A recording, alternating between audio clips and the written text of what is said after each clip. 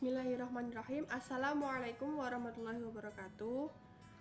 Pada video ini saya akan membahas mengenai prosedur PTK.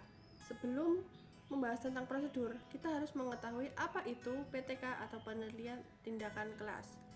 PTK adalah suatu kegiatan penelitian yang berkonteks kelas yang dilaksanakan untuk memecahkan masalah-masalah pembelajaran yang dihadapi oleh guru, memperbaiki mutu dan hasil pembelajaran, dan mencobakan hal-hal yang baru dalam pembelajaran demi meningkatkan mutu dan hasil pembelajaran. Selanjutnya yaitu prosedur penelitian tindakan kelas atau PTK.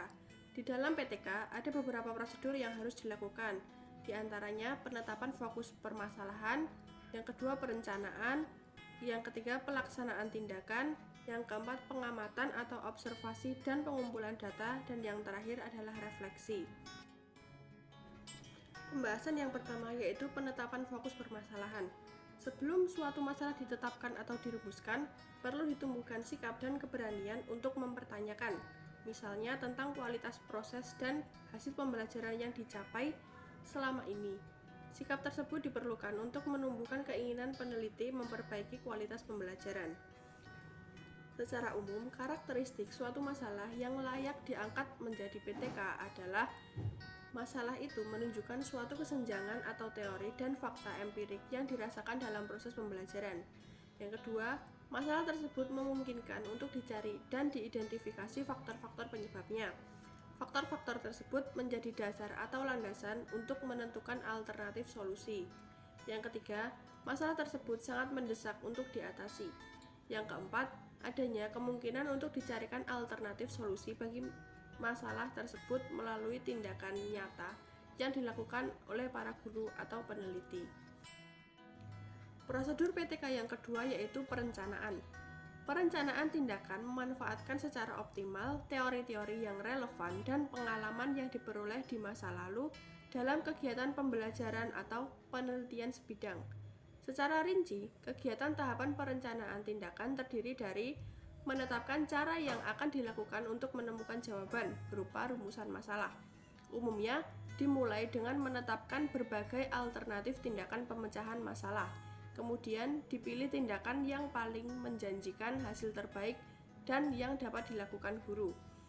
Selanjutnya yaitu menentukan cara yang tepat untuk memperbaiki proses pembelajaran dengan menjabarkan indikator-indikator keberhasilan. Yang ketiga, membuat secara rinci rancangan tindakan yang akan dilaksanakan, mencakupi bagian isi mata pelajaran dan bahan belajarnya, merancang strategi dan langkah pembelajaran sesuai dengan tindakan yang dipilih, dan menetapkan indikator ketercapaian dan menyusun instrumen pengumpul data yang sesuai. Prosedur yang ketiga yaitu pelaksanaan tindakan. Pada tahap ini, rancangan strategi dan skenario pembelajaran yang terdiri dari kegiatan awal, inti, dan penutup diterapkan. Skenario tindakan harus dilaksanakan secara benar, tampak berlaku wajar. Pada PTK yang dilakukan guru, pelaksanaan tindakan umumnya dilakukan dalam waktu antara 2-3 bulan. Waktu tersebut dibutuhkan untuk dapat menyelesaikan sajian beberapa pokok bahasan dan pembahasan pelajaran tertentu. Prosedur yang keempat yaitu pengamatan atau observasi dan pengumpulan data. Tahapan ini sebenarnya berjalan bersamaan pada saat pelaksanaan tindakan. Pengamatan ini dilakukan pada waktu tindakan sedang berjalan. Keduanya berlangsung dalam waktu yang sama.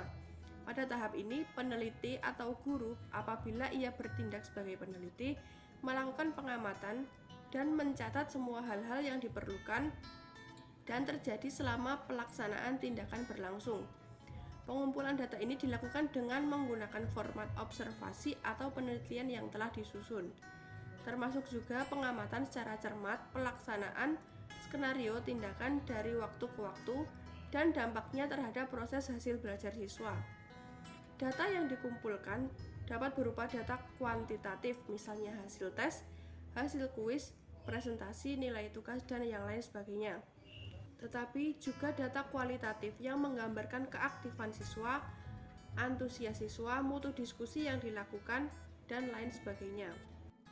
Prosedur yang terakhir yaitu refleksi. Tahapan ini dimaksudkan untuk mengkaji secara menyeluruh tindakan yang telah dilakukan, berdasar data yang telah terkumpul dan kemudian melakukan evaluasi guna menyempurnakan tindakan yang berikutnya.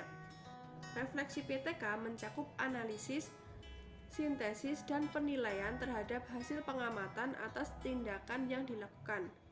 Jika terdapat masalah dalam proses refleksi, maka dilakukan proses pengkajian ulang melalui siklus berikutnya yang meliputi kegiatan perencanaan ulang, tindakan ulang, dan pengamatan ulang sehingga permasalahan yang dihadapi teratasi. Demikian penjabaran tentang prosedur penelitian tindakan kelas. Apabila banyak kesalahan, mohon dimaafkan. Wassalamualaikum warahmatullahi wabarakatuh.